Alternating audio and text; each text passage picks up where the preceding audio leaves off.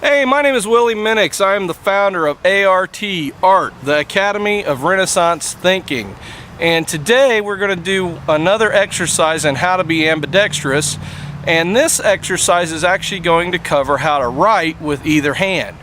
If you've seen the previous videos, you've seen that I teach you how to use your offhand or your non-dominant hand to do things like separate coins or to stack coins. Well, today we're actually going to get into writing.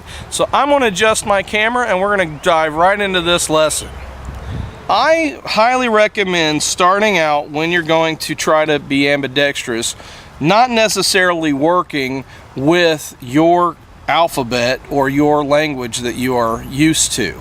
Because as you do that, what happens is you get to beat up on yourself and say, gosh, that really stinks. So like if you write with your left, or let's say I'm predominantly left-handed, so if I write with my left hand and I write an A, and then I take my right hand and I write that A, and let's say, I'm going to exaggerate, let's say it's really crappy like this, and I say, oh man, that's so horrible, I really don't like that, then you kind of get discouraged. So I recommend picking some language that you don't understand, like Greek or Russian or Japanese or Hebrew or some other language that has different types of letters, so you're not really comfortable making them with your dominant hand, so it really won't matter if you screw them up with your non-dominant hand. So in this exercise, we're going to learn the first step to learning how to write with another language. So I'm going to start with alpha in the Greek alphabet, okay?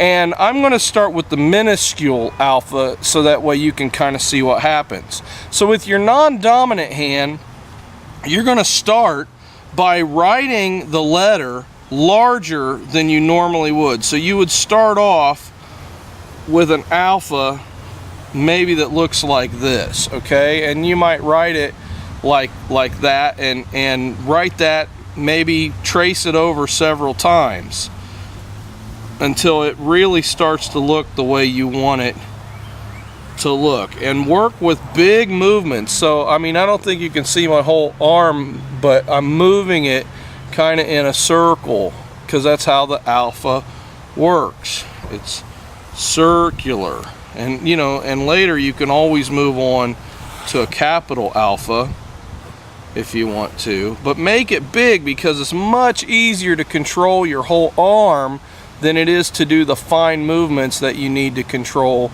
just this portion of your hand. So go ahead and work at making those letters quite large. And this is scrap, so it doesn't matter if it looks good, just keep working at it, okay? Do that several times, all right? Until you get the movement down. You know, maybe you might go on to beta and practice making that look good, or maybe you want to do the minuscule beta, okay? Now I'm going to get a different piece of paper just because I want you to be able to see clearly, but I'm going to keep my Greek letters with me. Well, actually, I'll just move it over to this page, and that way it's easier, you can still see it. So we were on beta, so let's go ahead and draw our minuscule beta again. You know, and that's definitely not perfect, but just kind of trace over until you get it to where you like it. Now, when you get used to drawing your letters large like this, the next thing you want to do is shrink your letter, okay? So if this is my big beta, even though it's the minuscule one, it's a big, large letter. The next one I might do, maybe I'll try to do it a little bit smaller, in a little smaller area. So I'll go like this. And I'm doing it right over top of it, so that way I can judge, whoops, my paper's blown away, so I can judge how it's looking in comparison and if I'm getting the control that I want. Okay, and when I've done that several times, and I'm only doing these a few, but I would recommend doing these maybe 100 times each, you know, do it 100 times for each letter until you get used to it. And again, these are foreign letters for most people that are learning this. So not only are you learning how to read the Greek alphabet, you're learning how these letters are. Now, if you look up how these letters are pronounced, while you're doing it 100 times, you might say to yourself, buh, buh, you know, because that's the sound that beta makes, okay? Or off, or alpha. And then you might even try it with your dominant hand 100 times if you're really wanting to learn the other letters so that you're getting it into your head, and say it out loud while you're doing it. The next thing you want to do is go a little bit smaller. Okay, so here's my beta. Well, let's try it down here. Okay, so now I'm shrinking my beta down to where it's much smaller than what I started with. In fact, it's like 3/4 the size of where I began.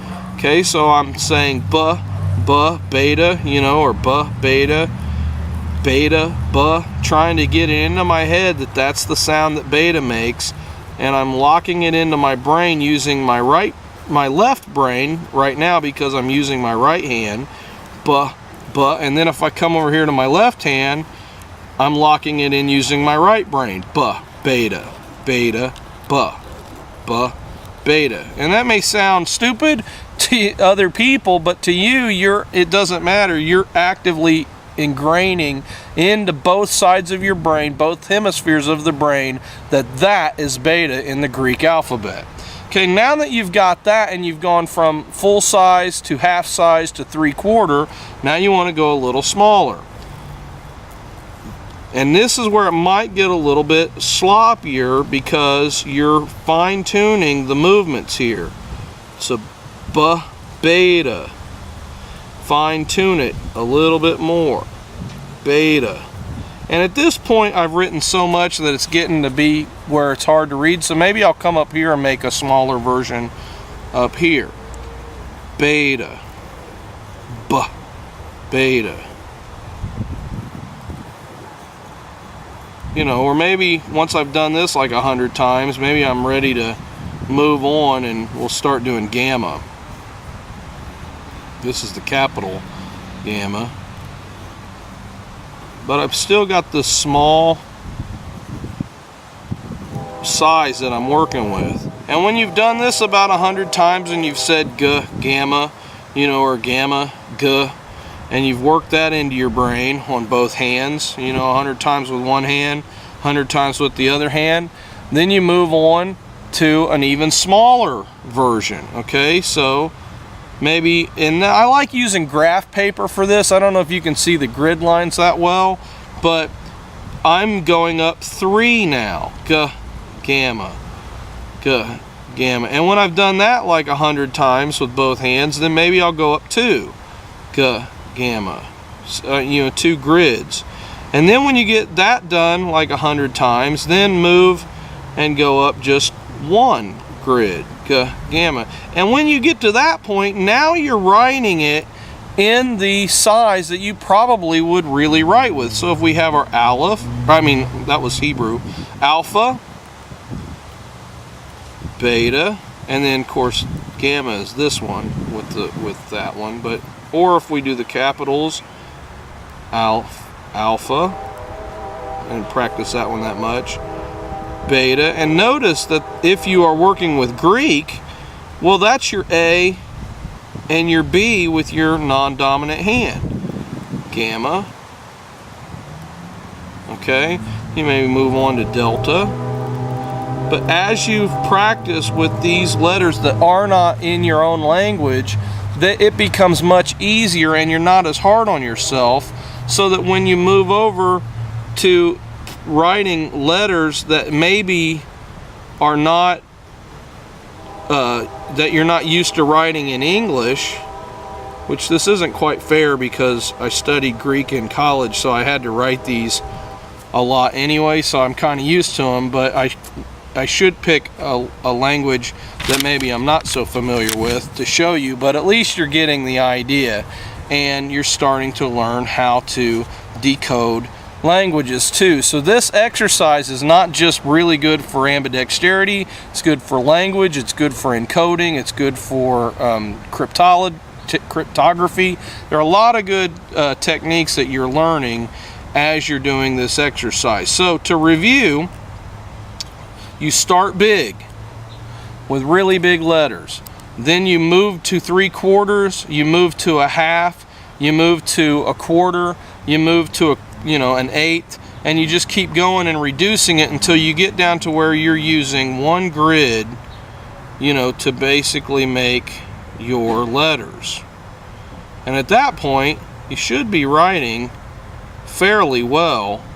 Maybe not perfectly, but at this point, then you can move over and start practicing your regular alphabet with this non-dominant hand. So next time we're going to cover another technique on learning how to use your non-dominant hand, but that's it for today. Again, I'm Willie Minix. If you enjoyed this video, please subscribe and like, and you will get access to all the other videos as they come out. We try to upload one on Monday, and we try to upload one on Thursday of every week. So you hang in there, God bless you, and we'll see you in the next video.